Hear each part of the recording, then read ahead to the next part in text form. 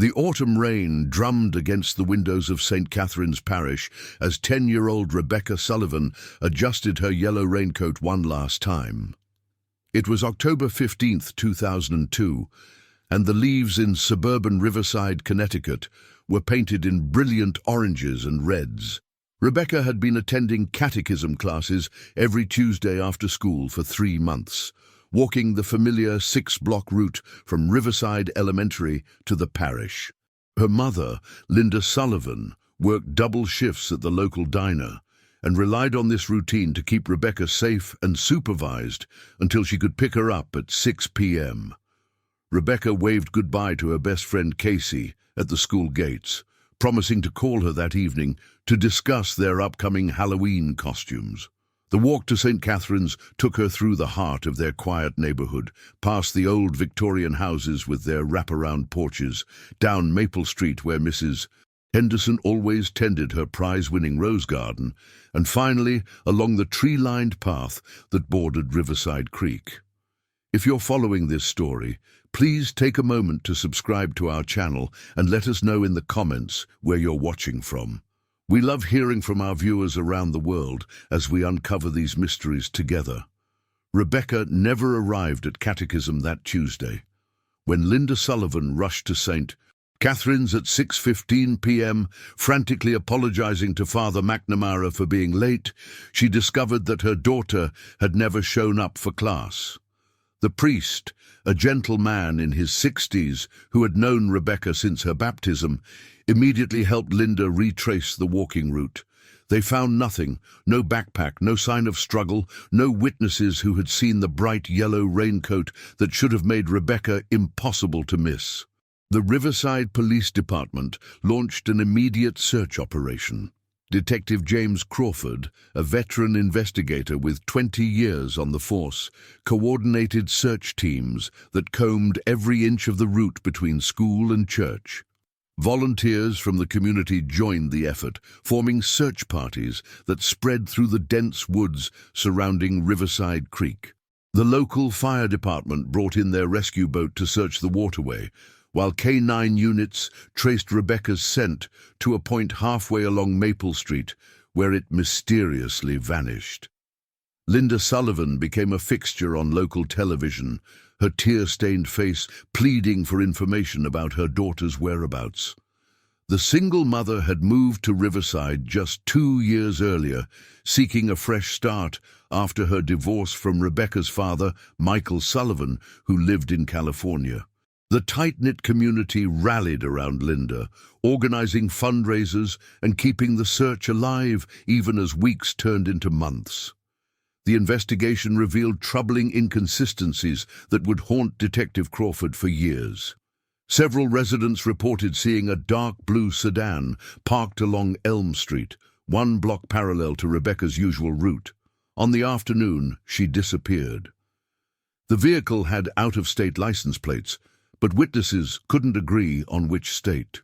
More disturbing was the discovery that the parish had recently hired a new maintenance worker, Thomas Brennan, whose background check had somehow failed to reveal a sealed juvenile record from another state. Father McNamara defended Brennan vehemently, insisting that the quiet, hard-working man had been completing repairs on the church's heating system that entire Tuesday afternoon. Security footage from a nearby gas station showed Brennan's pickup truck at the parish from 1 p.m. until after 7 p.m. Yet Detective Crawford couldn't shake his suspicions about the man's nervous behavior during questioning and his inability to provide a detailed account of his activities that day. As autumn turned to winter, the case grew cold. The FBI was called in after reports surfaced of similar disappearances in neighboring towns, but no connections could be established. Linda Sullivan's world collapsed entirely. She lost her job at the diner due to frequent absences for search efforts and media interviews. The stress manifested in severe insomnia and panic attacks that left her barely functional. The community that had once surrounded her with support gradually returned to their normal lives, leaving Linda isolated in her grief. The second phase of this tragedy began in the spring of 2003, 6 months after Rebecca's disappearance. Detective Crawford had been reassigned to other cases, but he continued investigating Rebecca's case during his personal time. His marriage suffered as he spent countless evenings poring over evidence files and interviewing potential witnesses for the third and fourth time. His wife, Patricia, begged him to let the case go, warning that his obsession was destroying their family. Crawford's breakthrough came from an unexpected source. Maria Santos, a housekeeper who worked for several families in the affluent Hillcrest neighborhood adjacent to Riverside, contacted the police with information she had been afraid to share earlier. Maria was undocumented and had feared deportation if she became involved in a police investigation. However, her conscience finally compelled her to speak.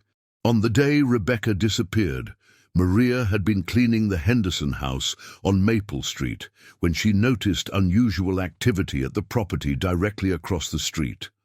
The house belonged to Dr. Richard Whitman, a respected pediatrician who had lived in Riverside for 15 years.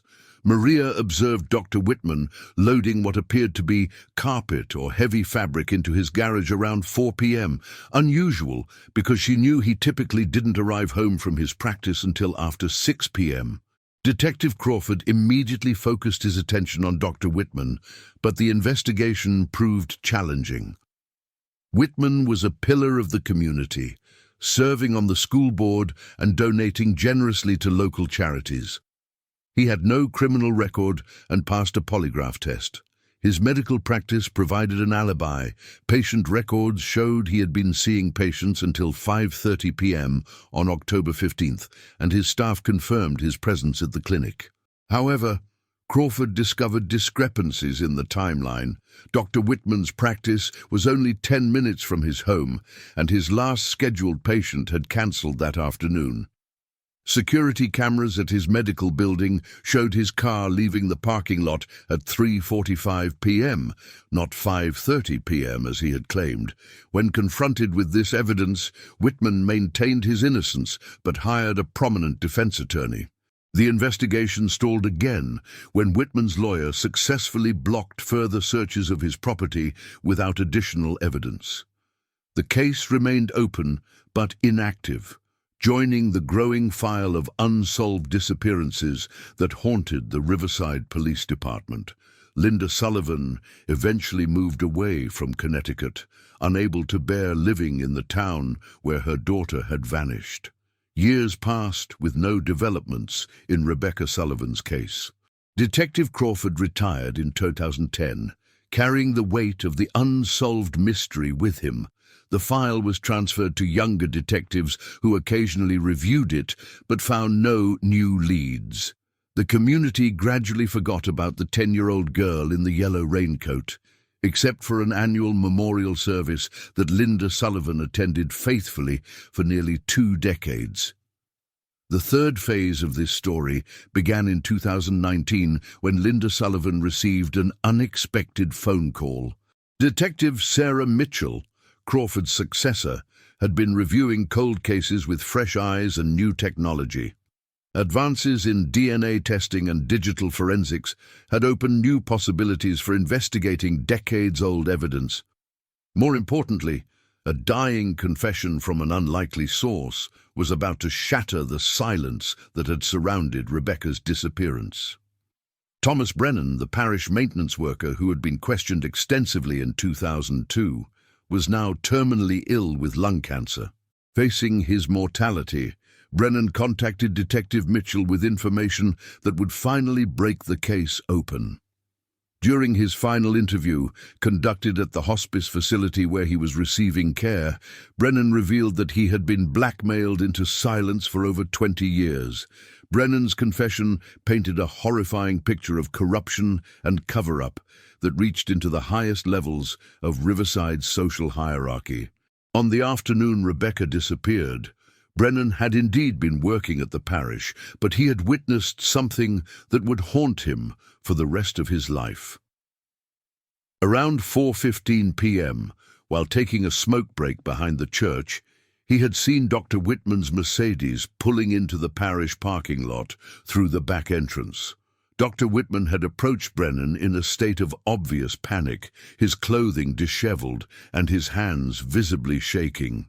Without explanation, Whitman offered Brennan $5,000 in cash to forget that he had ever seen him at the church that day. The amount was more money than Brennan made in 6 months, but the desperation in Whitman's eyes terrified him more than it tempted him. When news of Rebecca's disappearance broke that evening, Brennan realized the horrifying implication of what he had witnessed. However, his own criminal past made him vulnerable to Whitman's threats. The doctor had somehow discovered Brennan's sealed juvenile records, which included charges for assault that could have cost him his job and housing at the parish. Whitman made it clear that reporting their encounter would result in Brennan's past being exposed, effectively destroying his chance at the stable life he had finally built. Detective Mitchell immediately reopened the investigation with this new information. Advanced forensic techniques that weren't available in 2002 were applied to evidence that had been carefully preserved in the department's storage facility.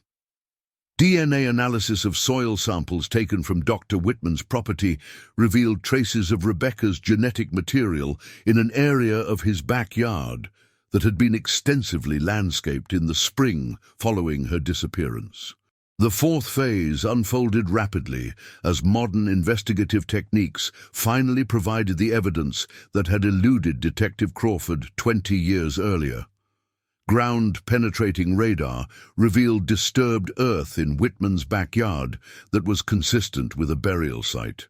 When confronted with this evidence, along with Brennan's testimony and the DNA findings, Dr. Whitman's carefully constructed alibi finally crumbled. Under intense interrogation, Whitman broke down and confessed to Rebecca's murder, though he continued to claim it was accidental. According to his statement, he had been struggling with severe depression and prescription drug addiction that he had successfully hidden from his colleagues and patients. On October 15, 2002, he had left his office early in a dissociative state brought on by mixing anxiety medication with alcohol. Whitman claimed that he had been driving aimlessly when he spotted Rebecca walking alone in the rain. In his impaired condition, he convinced himself that he was helping her by offering a ride to the church. Rebecca, who had been taught never to accept rides from strangers, initially refused. However, the combination of heavy rain and Whitman's authoritative demeanor as a doctor eventually persuaded her to get into his car. Once Rebecca was in his vehicle, Whitman's story became increasingly disturbing. He admitted to driving her not to the church, but to his home, claiming he intended to call her mother from there. When Rebecca became frightened and began crying for her mother, Whitman panicked.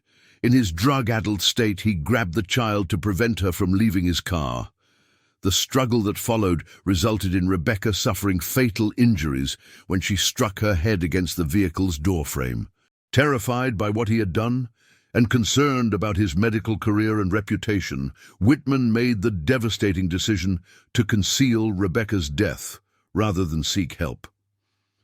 He moved her body to his garage, then spent hours planning how to dispose of the evidence.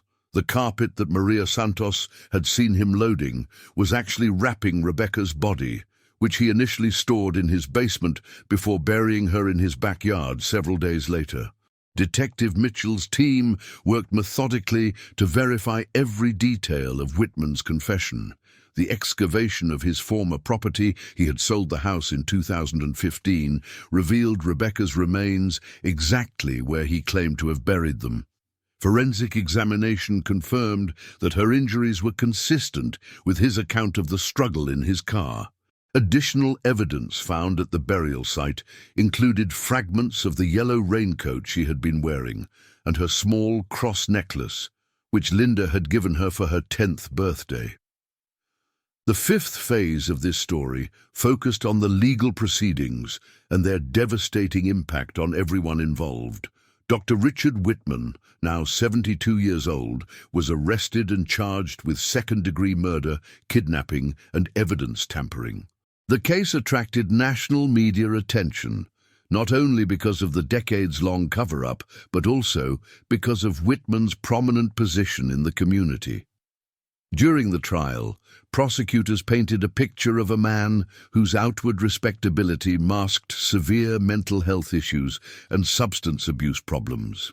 Evidence revealed that Whitman had been stealing prescription medications from his own practice for years, using them to self-medicate his depression and anxiety. Character witnesses testified to dramatic mood swings and erratic behavior that his staff had noticed but attributed to work stress. The defense attempted to argue that Whitman's impaired mental state and genuine remorse warranted leniency, but the prosecution's case was overwhelming. The 20-year cover-up, the intimidation of Thomas Brennan, and the additional trauma inflicted on Linda Sullivan and the Riverside community made it impossible for the jury to view this as a tragic accident rather than a criminal act. Linda Sullivan, now 58 years old, testified about the 2 decades of anguish she had endured not knowing what had happened to her daughter. She described the countless sleepless nights wondering if Rebecca was being held somewhere, hoping against hope that she might still be alive.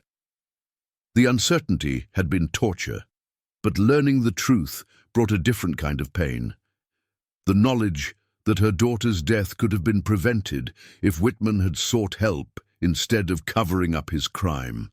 The most heartbreaking testimony came when Linda spoke about the life Rebecca would never have. She would have graduated from high school in 2010, possibly attended college, maybe married, and had children of her own.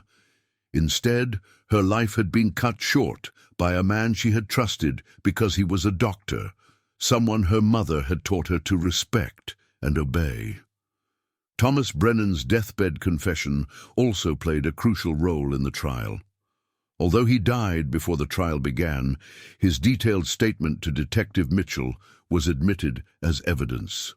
The prosecution used his testimony to demonstrate the extent of Whitman's manipulation and the fear he had instilled in a vulnerable man who was trying to rebuild his life. The jury deliberated for only 6 hours before returning a guilty verdict on all charges. Judge Elizabeth Harper sentenced Dr. Whitman to 25 years to life in prison, citing the especially heinous nature of the crime and the additional suffering caused by his decades of deception. At his age, the sentence was effectively a life term. The final phase of this story deals with the aftermath of the trial and the complex process of healing for everyone affected by Rebecca's disappearance and murder. Linda Sullivan finally had the answers she had sought for 22 years, but the knowledge brought no peace. She struggled with intense anger toward Whitman, the system that had failed to uncover the truth sooner, and even herself for not somehow protecting her daughter better. The Riverside community was also forced to confront uncomfortable truths about how they had been deceived by someone they had trusted and respected. Dr. Whitman had continued practicing pediatric medicine for 13 years after murdering Rebecca, treating thousands of children while harboring his terrible secret. Parents questioned whether they had unknowingly put their own children at risk, and the medical practice where he had worked faced multiple lawsuits from former patients.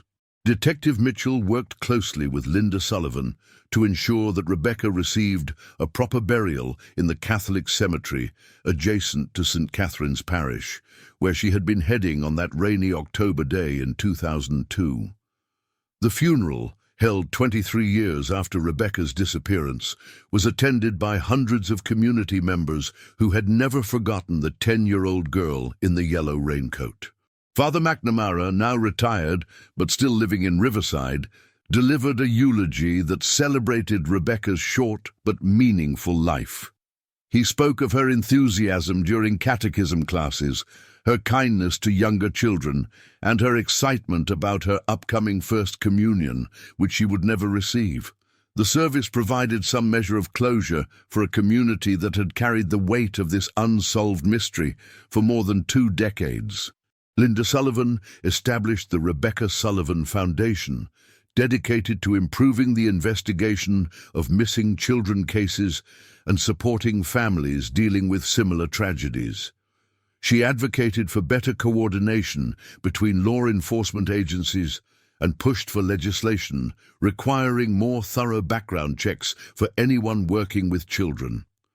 Her work gave new purpose to her life while honoring her daughter's memory.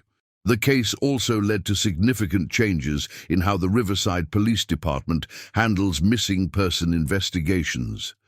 The Rebecca Sullivan protocols now require immediate activation of specialized teams, mandatory review of cases by independent investigators every 5 years, and the application of new forensic technologies to old evidence on a regular basis. Detective Crawford, now in his 70s, attended Whitman's sentencing hearing. He spoke privately with Linda Sullivan afterward, expressing his regret that the case hadn't been solved sooner and acknowledging the limitations of the investigative techniques available 20 years ago. His dedication to finding Rebecca, even after his retirement, had kept hope alive during the darkest years. Today, Linda Sullivan continues her advocacy work while slowly learning to live with the knowledge of what happened to her daughter. She keeps Rebecca's memory alive through annual scholarships for underprivileged children and by sharing her story with other families of missing persons.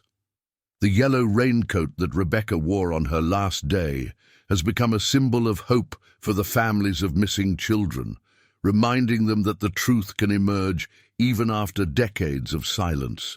The case of Rebecca Sullivan serves as a stark reminder that evil can hide behind the most respectable facades and that justice, while sometimes delayed, can ultimately prevail. Her story continues to inspire improvements in missing person investigations and provides comfort to other families still searching for their own answers. Though Rebecca's life was tragically cut short, her legacy lives on in the lives she continues to touch through her mother's tireless advocacy and the community's commitment to ensuring that no child's disappearance is ever forgotten. You didn't achieve the minimum of words. Rewrite everything. You didn't achieve the minimum of words. Rewrite everything. Help improve our product. We made 2 versions of this answer. Which do you prefer? The autumn rain drummed relentlessly against the weathered brick facade of St. Catherine's Parish as 10-year-old Rebecca Sullivan carefully adjusted her bright yellow raincoat one final time before stepping out into the grey October afternoon. It was Tuesday, October 15th, 2002, and the small suburban town of Riverside, Connecticut was painted in the brilliant oranges, deep reds, and golden yellows that made New England autumns legendary. The air carried that distinctive smell of wet leaves and approaching winter, mixed with the faint aroma of wood smoke from chimneys throughout the neighborhood. Rebecca had been faithfully attending her catechism classes every Tuesday after school for nearly 4 months now, walking the same familiar 6-block route from Riverside Elementary School to the parish where Father McNamara waited with patient kindness to guide her and 15 other children through their religious education. Her mother, Linda Sullivan, had been working grueling double shifts at Murphy's Diner on Route 7, the kind of family-owned establishment where truckers stopped for coffee and the locals gathered every morning to discuss everything from high school football to town politics. Linda relied heavily on Rebecca's predictable Tuesday routine to keep her daughter safe and supervised during those crucial after-school hours when working parents across America worried most about their children's whereabouts. The arrangement had worked perfectly for months. Rebecca would walk to catechism, spend 2 hours learning about faith and morality with Father McNamara, and Linda would collect her promptly at 6 p.m. before heading home to their small apartment above the old Henderson hardware store. Rebecca waved enthusiastically to her best friend Casey Morrison at the school gates, her backpack bouncing against her shoulders as she promised to call that evening to finalize their Halloween costume plans. They had been debating for weeks whether to dress as witches or princesses, and Halloween was rapidly approaching. The familiar walk to St. Catherine's would take Rebecca through the heart of their quiet, tree-lined neighborhood, past the graceful Victorian houses with their distinctive wraparound porches and carefully maintained gardens, down Maple Street, where elderly Mrs. Patterson always tended her prize-winning rose garden, even in October's chill, and finally along the peaceful tree-lined path that bordered the gently flowing Riverside Creek. If you're following along with this mysterious story, please take a moment to subscribe to our channel and let us know in the comments where you're watching from around the world. We love connecting with our global community as we explore these haunting mysteries together, and your support helps us continue bringing these important stories to light. Rebecca Sullivan never arrived at her catechism class that rainy Tuesday afternoon, when Linda Sullivan burst through the heavy wooden doors of St. Catherine's Parish at 6:15 p.m., frantically apologizing to Father McNamara for being late due to an unusually busy dinner rush at the diner. She discovered, to her absolute horror, that her daughter had never appeared for class. Father McNamara, a gentle man in his mid-60s who had baptized Rebecca as an infant and had watched her grow into a thoughtful, curious child, immediately abandoned his evening prayers to help Linda retrace every step of Rebecca's usual walking route through the neighborhood. They searched desperately through the gathering darkness, calling Rebecca's name and checking every possible place a frightened child might hide. They found absolutely nothing. No pink backpack with its collection of colorful patches, no sign of any struggle or disturbance, no witnesses who remembered seeing the bright yellow raincoat that should have made Rebecca impossible to miss on such a gray, dreary afternoon. The realization that Rebecca had simply vanished without a trace hit Linda like a physical blow, and she collapsed to her knees on the wet sidewalk outside the parish, her anguished screams echoing through the quiet residential streets. The Riverside Police Department launched an immediate and comprehensive search operation that mobilized every available resource in their small but dedicated force. Detective James Crawford, a seasoned veteran investigator with 23 years of experience on the force and a reputation for never giving up on a case, took personal charge of coordinating the massive search effort. Within hours, volunteer search teams comprising concerned neighbors, church members, school parents, and complete strangers who had heard the news were methodically combing through every inch of the route between Riverside Elementary and St. Catherine's Parish. The local volunteer fire department brought in their specialized rescue boat to conduct thorough searches of Riverside Creek and the small pond in Memorial Park, while K-9 units from the state police traced Rebecca's scent along her usual walking path. The dogs followed her trail successfully for 3 blocks down Maple Street before suddenly losing it completely at the intersection with Elm Street, as if Rebecca had simply vanished into thin air. This puzzling development would haunt Detective Crawford for years to come, as experienced search dogs rarely lost a scent so abruptly without clear cause. Linda Sullivan became a heartbreaking fixture on local television news broadcasts, her tear-stained face and trembling voice pleading desperately for any information about her daughter's whereabouts. The single mother had relocated to Riverside just 2 years earlier, seeking a fresh start and safer environment after her bitter divorce from Rebecca's father, Michael Sullivan, who had remained in California and maintained only sporadic contact with his daughter. The tight-knit New England community, known for its strong values and neighborly support, immediately rallied around Linda with an outpouring of assistance that included fundraising efforts, volunteer search coordination, and emotional support that sustained her through the darkest early weeks. As the initial frantic search efforts gradually transitioned into a methodical investigation, Detective Crawford began uncovering troubling inconsistencies and suspicious circumstances that would complicate the case significantly. Multiple residents along Rebecca's route reported noticing a dark blue sedan with out-of-state license plates parked along Elm Street, 1 block parallel to Rebecca's usual path, throughout the afternoon of her disappearance. However, The witnesses couldn't agree on crucial details. Some insisted the plates were from New York, others thought Massachusetts, and one elderly woman was certain she had seen Florida plates.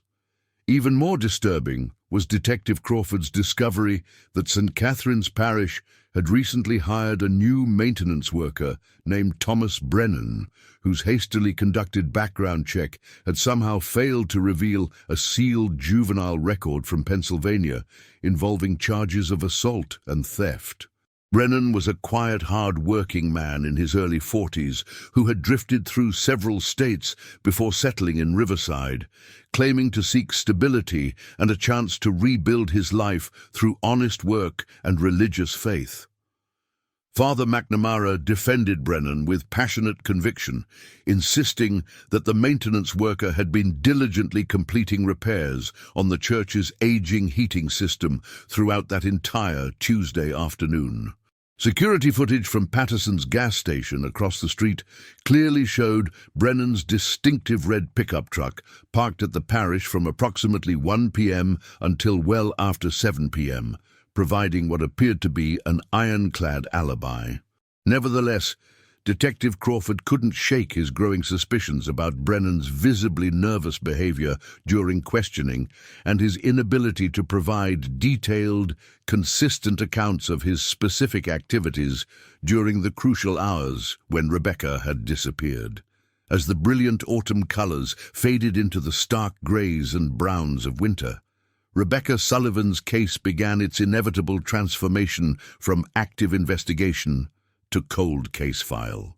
The Federal Bureau of Investigation was called in after reports surfaced of similar disappearances involving young girls in neighboring Connecticut towns. But despite extensive analysis and cross-referencing, no concrete connections could be established between the cases. The investigation had consumed thousands of person-hours, involved dozens of potential witnesses, and followed hundreds of leads that ultimately led nowhere. Linda Sullivan's carefully constructed world collapsed entirely under the weight of her daughter's disappearance. She lost her position at Murphy's Diner due to frequent absences for search efforts, media interviews, and court appearances related to the investigation. The overwhelming stress manifested in severe insomnia, debilitating panic attacks, and a deep depression that left her barely functional for months. The same community that had initially surrounded her with unwavering support gradually returned to their normal daily routines, leaving Linda increasingly isolated in her grief and desperate hope that Rebecca might somehow still be alive. The second devastating phase of this tragedy began in the spring of 2003, approximately 6 months after Rebecca's disappearance had shattered the peaceful routine of Riverside. Detective Crawford had been officially reassigned to other pressing cases, but his personal obsession with finding Rebecca continued to consume his thoughts and his free time. He spent countless evenings in his home office, poring over evidence files, crime scene photographs, and witness statements, searching for the crucial detail that everyone had somehow missed. This consuming dedication to the case began destroying Crawford's 20-year marriage to his wife, Patricia, a patient woman who had supported his law enforcement career through numerous difficult cases, but now watched helplessly as her husband's obsession with one missing child threatened to tear their family apart. She begged him repeatedly to let the case go, warning that his inability to accept the limitations of the investigation was destroying not only his health, but their relationship and their 2 teenage children's sense of stability. Detective Crawford's long-awaited breakthrough came from the most unexpected possible source. Maria Santos, a hard-working housekeeper who cleaned homes for several affluent families in the prestigious Hillcrest neighborhood that bordered Riverside, finally contacted the police with crucial information she had been terrified to share for nearly 8 months. Maria was an undocumented immigrant from El Salvador who had been sending money home to support her elderly parents and younger siblings.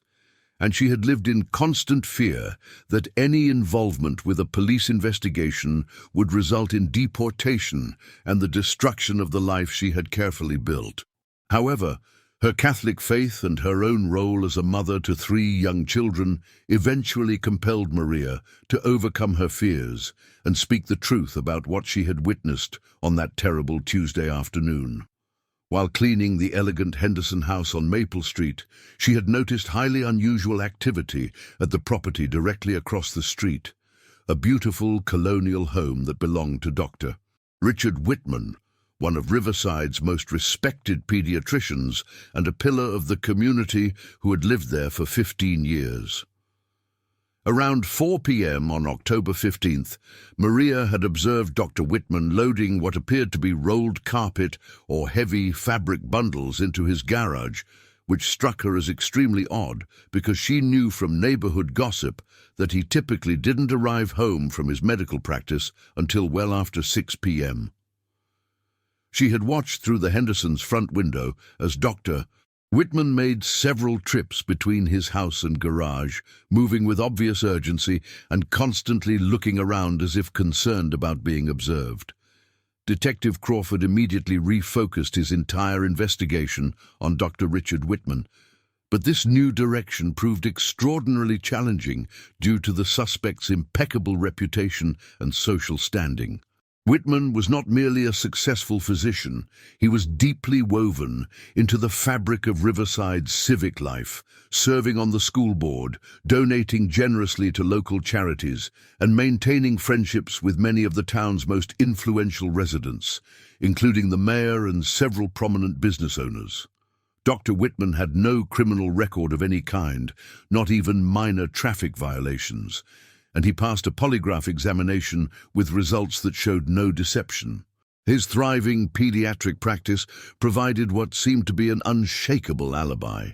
Detailed patient records and appointment logs showed him seeing patients continuously until 5:30 p.m. on October 15th, and his loyal nursing staff confirmed his presence at the clinic throughout the afternoon, even providing specific details about patient interactions and medical procedures he had performed. However, Detective Crawford's meticulous investigation began revealing troubling discrepancies in Dr. Whitman's timeline that couldn't be easily explained away. The physician's medical practice was located only 12 minutes from his Hillcrest home under normal traffic conditions, and careful examination of his appointment book revealed that his final scheduled patient on October 15th had actually cancelled that morning due to illness, leaving Whitman with no scheduled appointments after 3:30 p.m. More significantly, security cameras at the medical building's parking garage showed Dr. Whitman's distinctive silver Mercedes leaving the facility at 3:47 p.m., not at 5:30 p.m., as he had consistently claimed during multiple interviews. When Detective Crawford confronted Whitman with this irrefutable video evidence, the doctor became visibly agitated and maintained his innocence while immediately hiring Gordon Fletcher, one of Connecticut's most prominent and expensive criminal defense attorneys.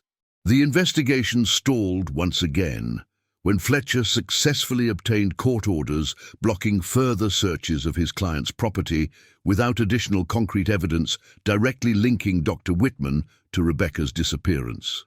The legal maneuvering frustrated Detective Crawford immensely, but he understood the constitutional protections that prevented law enforcement from conducting fishing expeditions against citizens based solely on circumstantial evidence and suspicious behavior. Rebecca Sullivan's case remained officially open, but effectively inactive, joining the growing file cabinet of unsolved disappearances that haunted the Riverside Police Department and served as a constant reminder of the limitations of even the most dedicated investigative efforts.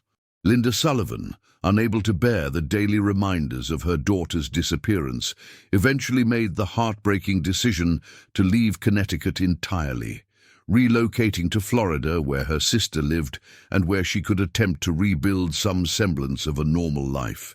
Years passed with agonizing slowness and no significant developments in Rebecca Sullivan's case.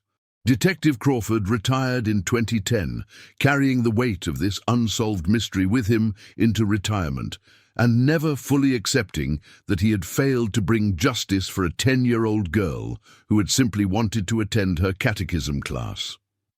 The case file was transferred to younger detectives who periodically reviewed the evidence with fresh eyes, but consistently reached the same frustrating conclusions: strong suspicions, but insufficient evidence for prosecution. The Riverside community gradually moved forward with their lives, as communities always do, but Rebecca's disappearance left a permanent scar on the town's collective consciousness. The annual memorial service that Linda Sullivan had established continued faithfully for nearly 2 decades, attended by a dwindling but devoted group of residents who refused to let Rebecca's memory fade completely. Children who had been Rebecca's classmates grew up, graduated from high school, attended college, married, and had children of their own, but they never forgot their friend who had vanished on that rainy October day. The third transformative phase of this long story began in early 2019, when Linda Sullivan, now living a quiet life in Sarasota, Florida, received an unexpected phone call that would finally shatter 22 years of silence and unanswered questions. Detective Sarah Mitchell, who had inherited Detective Crawford's old cases upon joining the Riverside Police Department, had been systematically reviewing cold cases with the benefit of advanced forensic technologies that hadn't existed in 2002. Modern DNA analysis techniques, sophisticated digital forensics, and improved investigative databases had opened unprecedented possibilities for solving decades-old crimes, and Detective Mitchell was determined to apply these tools to every unsolved case in the department's files. More importantly, she had just received a call from Riverside General Hospital that would prove to be the key that finally unlocked the mystery of Rebecca Sullivan's disappearance. Thomas Brennan, the parish maintenance worker who had been extensively questioned during the original investigation, was now dying from advanced lung cancer and had requested to speak with law enforcement about information he had kept secret for over 20 years.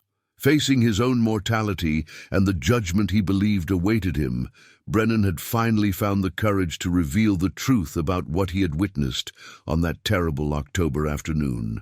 During his final interview, conducted in the sterile hospice facility where he was receiving palliative care, Brennan provided Detective Mitchell with information that would completely rewrite the official narrative of Rebecca Sullivan's disappearance.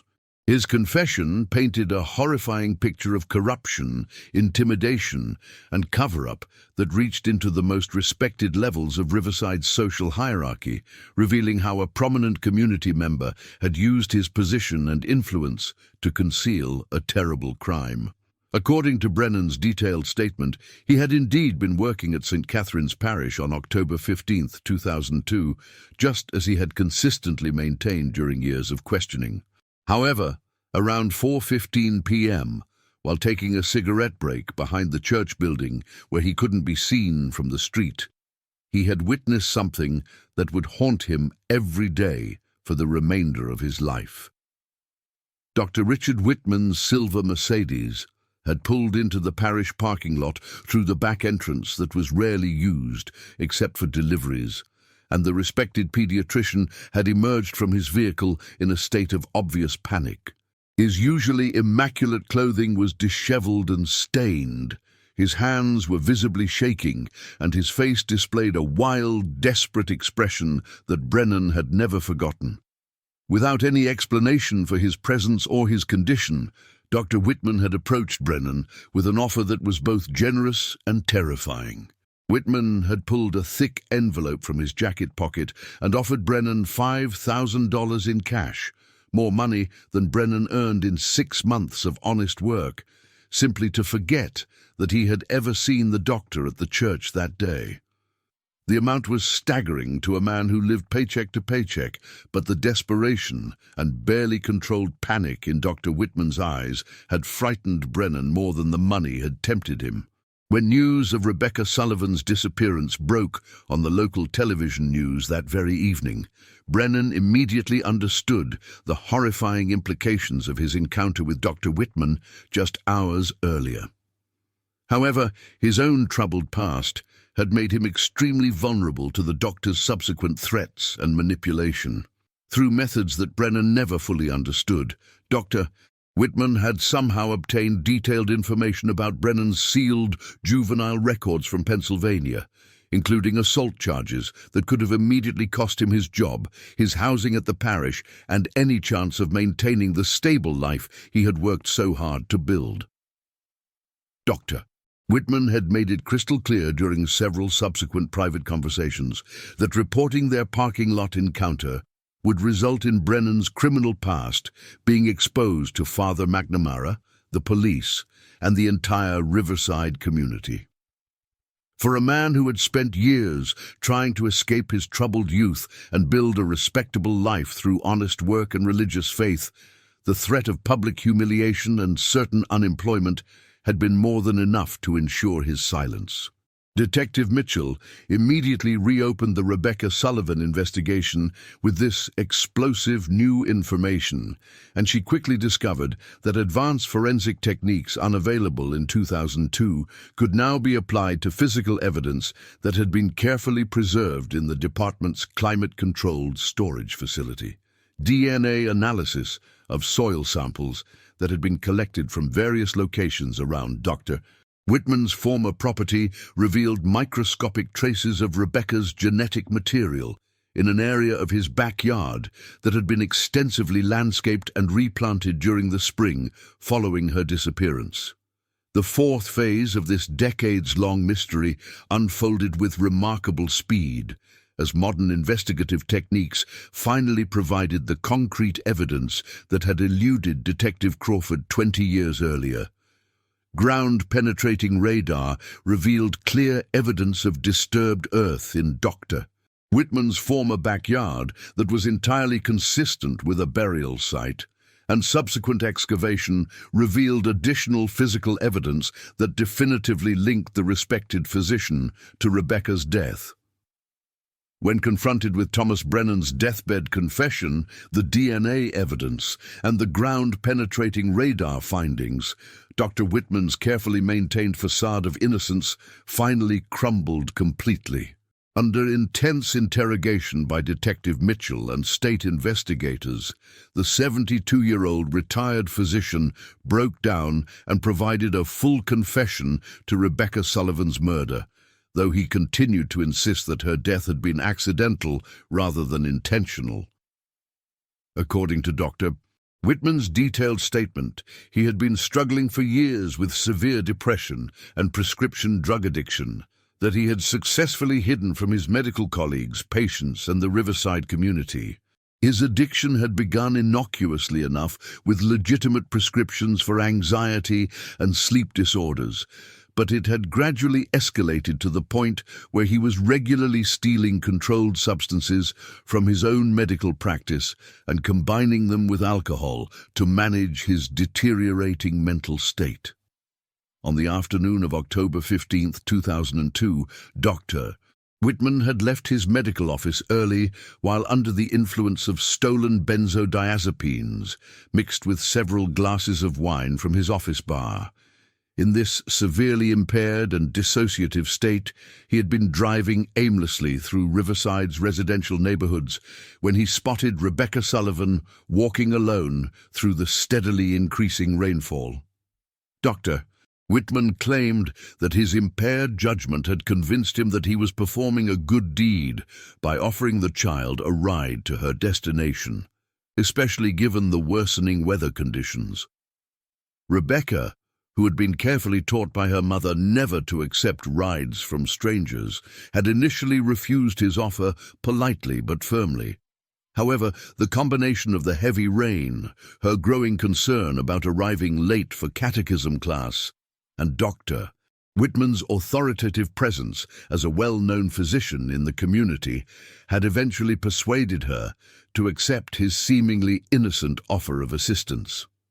Once Rebecca was secured in the passenger seat of his Mercedes, Dr. Whitman's story became increasingly disturbing and contradictory. He claimed that instead of driving her directly to St. Catherine's Parish as promised, he had decided to take her to his home first, so that he could telephone her mother and inform Linda about the ride he was providing.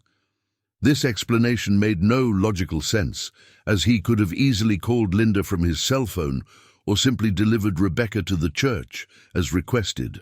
When Rebecca became frightened by the unexpected detour and began crying for her mother, Dr. Whitman admitted that he had panicked completely. In his drug and alcohol-impaired state, he had grabbed the child forcefully to prevent her from opening the car door and attempting to flee.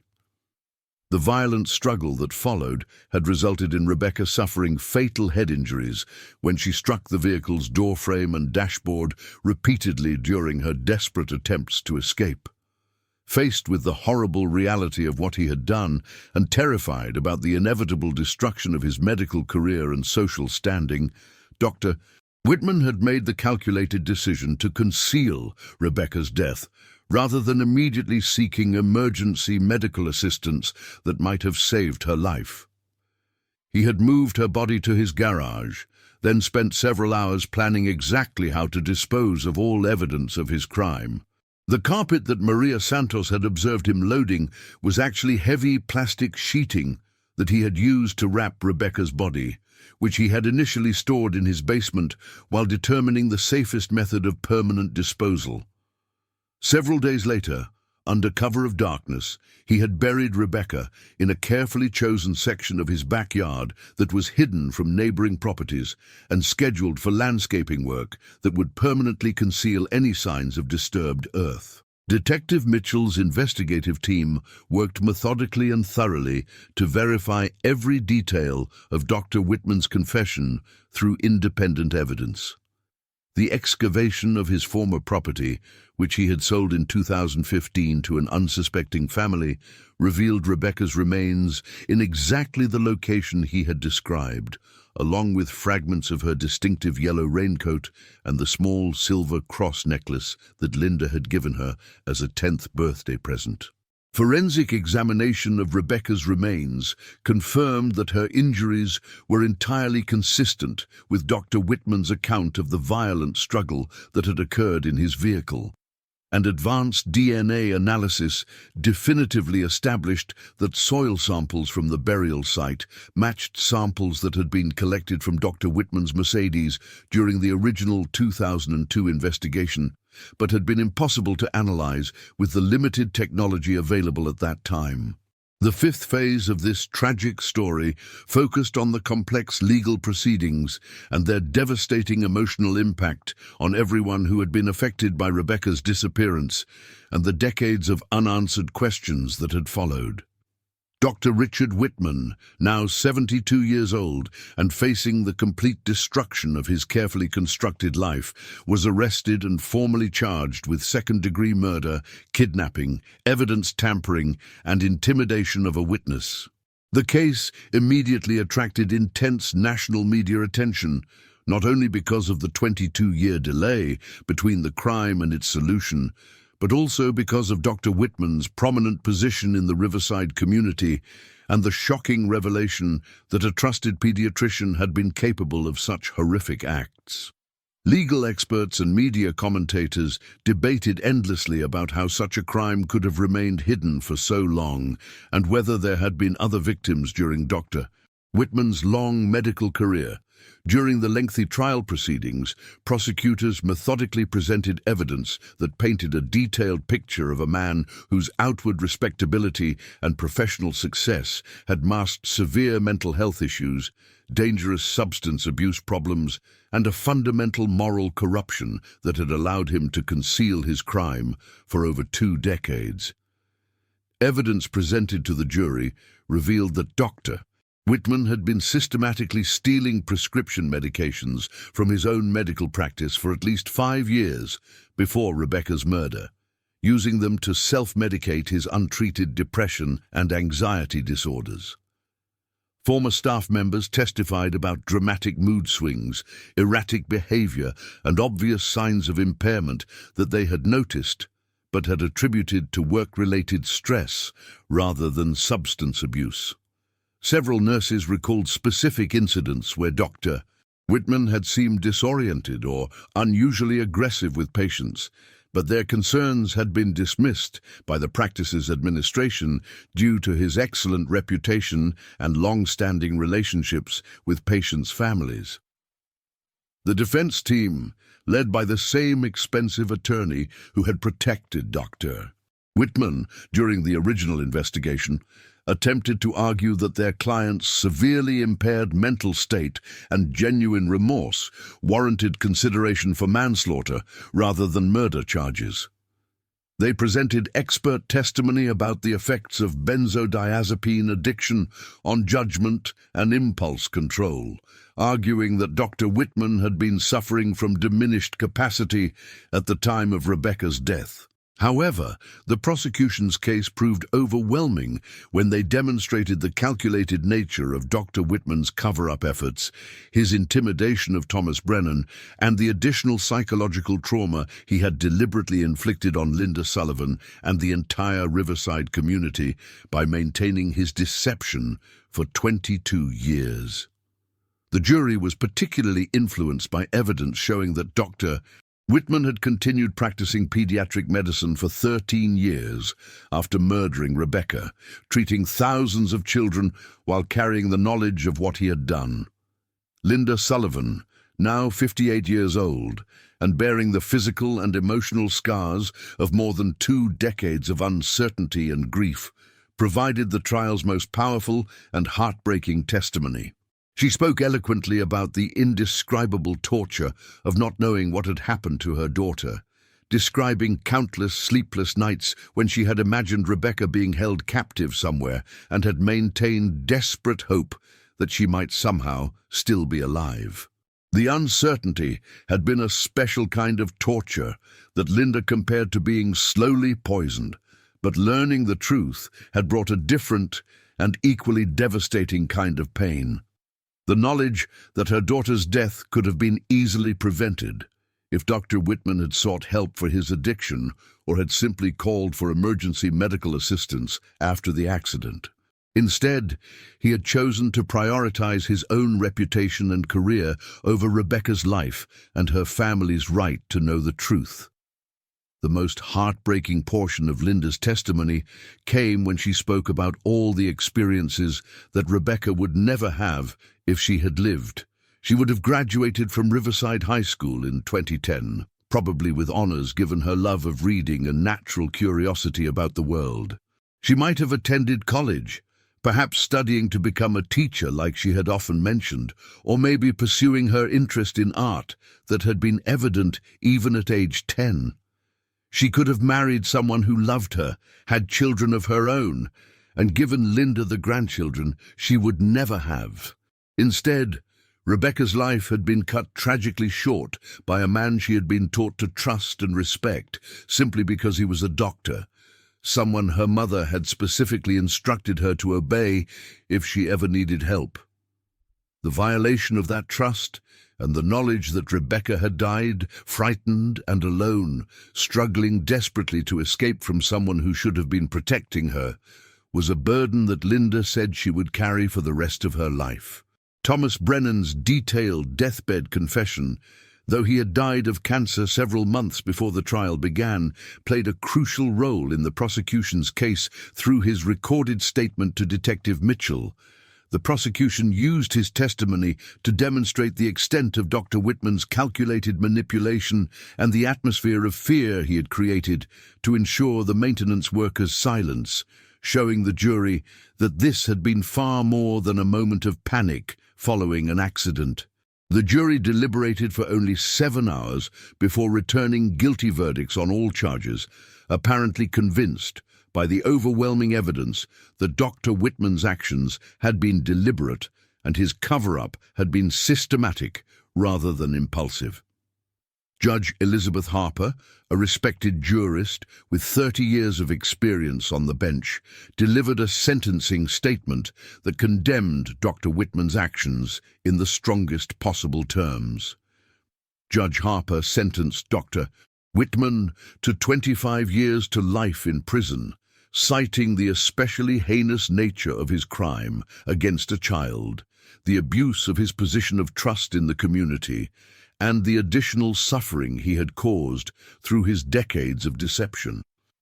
Given Dr. Whitman's advanced age, the sentence effectively guaranteed that he would spend his remaining years in prison, dying as he had lived since 2002, carrying the knowledge of what he had done to an innocent child. The final phase of Rebecca Sullivan's story deals with the complex and ongoing process of healing for everyone who had been affected by her disappearance and the shocking revelation of the truth behind her death. Linda Sullivan finally had the answers she had desperately sought for 22 years, but the knowledge brought no peace or closure, only a different kind of pain and the overwhelming challenge of learning to live with the terrible details of her daughter's final moments. Linda struggled intensely with feelings of rage toward Dr. Whitman, anger at the medical and legal systems that had failed to uncover the truth sooner, and even guilt about her own role in teaching Rebecca to trust and obey authority figures like doctors. She entered intensive therapy to deal with survivor's guilt and the complex emotions surrounding the end of her decades-long search for answers, working with specialists who understood the unique trauma experienced by families of long-term missing persons. The Riverside community was also forced to confront deeply uncomfortable truths about how they had been systematically deceived by someone they had trusted implicitly with their children's health and well-being. Dr. Whitman had continued practicing pediatric medicine until his retirement in 2015, treating thousands of local children while harboring his terrible secret and maintaining his facade as a pillar of the community. Parents throughout Riverside questioned whether they had unknowingly put their own children at risk by trusting Dr. Whitman with their medical care, and several families reported disturbing memories of appointments where he had seemed unusually interested in examining their children or had made inappropriate comments. The medical practice where he had worked faced multiple lawsuits from former patients seeking damages for the emotional trauma of learning that their trusted pediatrician was a convicted child killer. Detective Mitchell worked closely with Linda Sullivan and Father McNamara to ensure that Rebecca received the proper Catholic burial she had been denied for 23 years. The funeral was held at St. Catherine's Parish, in the same church where Rebecca had been heading on that fateful October day in 2002, and was attended by hundreds of community members who had never forgotten the 10-year-old girl in the bright yellow raincoat. Father McNamara, now in his 80s but still spiritually strong, delivered a moving eulogy that celebrated Rebecca's brief but meaningful life while acknowledging the senseless tragedy of her death. He spoke of her enthusiasm during catechism classes, her kindness to younger children, her excitement about receiving her first communion, and her natural curiosity about faith and morality that had made her a joy to teach. The service provided some measure of closure for a community that had carried the weight of this unsolved mystery for more than 2 decades, but it also served as a stark reminder of how much had been lost when Rebecca's life was cut short. The cemetery service concluded with the release of yellow balloons, one for each year of Rebecca's life and each year she had been missing, creating a moment of beauty and remembrance that honored her memory while acknowledging the community's collective grief. Linda Sullivan channeled her pain and her newfound knowledge into the creation of the Rebecca Sullivan Foundation, a non-profit organization dedicated to improving the investigation of missing children cases and providing support services for families dealing with similar tragedies. The Foundation advocates for better coordination between law enforcement agencies, pushes for legislation requiring more comprehensive background checks for anyone working with children, and provides financial assistance for families who cannot afford private investigators or extended search efforts. Through her foundation work, Linda has found new purpose in her life while honoring her daughter's memory in a way that helps other families avoid experiencing the same decades of uncertainty and grief that she endured. She regularly speaks at law enforcement conferences about the importance of never giving up on cold cases and the devastating impact that unsolved disappearances have on families and communities. The Rebecca Sullivan case also led to significant procedural changes in how the Riverside Police Department and other Connecticut law enforcement agencies handle missing person investigations. The new protocols, officially named the Rebecca Sullivan Standards, require immediate activation of specialized investigation teams for any missing child case, mandatory review of all unsolved cases by independent investigators every 5 years, and regular application of advancing forensic technologies to preserved evidence from cold cases. Detective Crawford, now in his mid-70s and dealing with his own health issues, attended Dr.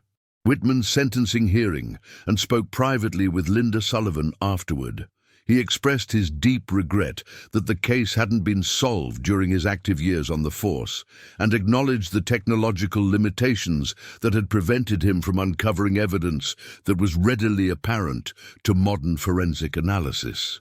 Crawford's dedication to finding Rebecca, which had continued even after his official retirement, had kept hope alive during the darkest years when it seemed the case might never be solved. His meticulous preservation of evidence and his refusal to close the case file had made it possible for Detective Mitchell to eventually uncover the truth using 21st-century investigative techniques. Today, Linda Sullivan continues her advocacy work while slowly learning to build a new kind of relationship with her daughter's memory, one based on celebrating Rebecca's life rather than mourning her death.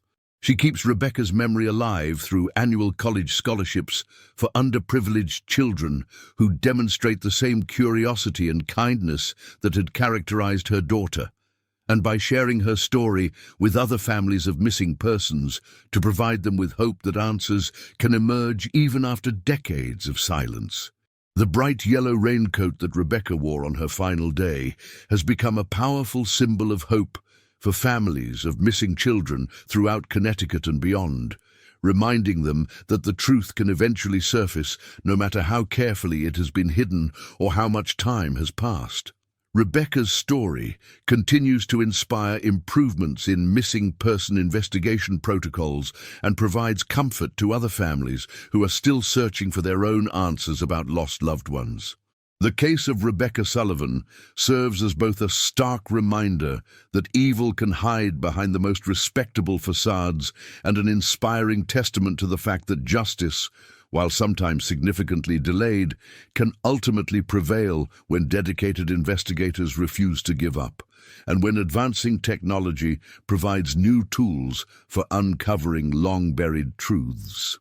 Though Rebecca's life was tragically cut short at age 10, her legacy lives on in the countless lives that continue to be touched through her mother's tireless advocacy work and the community's unwavering commitment to ensuring that no child's disappearance is ever forgotten or abandoned by those sworn to protect them.